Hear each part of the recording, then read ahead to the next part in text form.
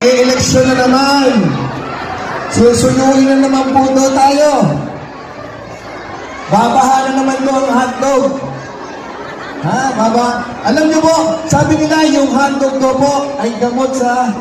Ay kumbaga nakakalimot daw po ang tao pag nakakatikim ng hotdog. Totoo po ba yun? Ha? Nakakalimot daw po. Dahil pag nakatikim niyo ng hotdog, malilimutan niyo po lahat. Masaya.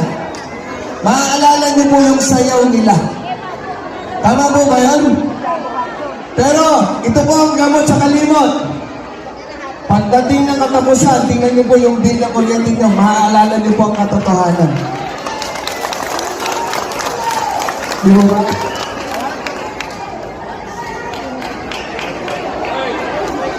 Bakit ko na yung kuryente, pinapatay tayo. Ha? Ganun ba? Ganun ba sila ka-affected? Alam niyo, ito yung bagay na gusto po namin. Sino ang tatayo para sa atin? Kung hindi man po kami, sino po? Ang dami pong mayayaman dyan. Ang dami pong may makakaya dyan. Bakit hindi ko mambibig? Bakit hindi maakibo, hindi makakilos?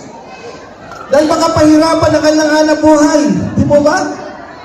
Kaya eto po kami sa inyong harapan. Gusto po namin ipalam sa inyo na huwag kayong mag-alala. Narito po kami, gusto po namin tuntukan ang paghihirap ng bawat isa.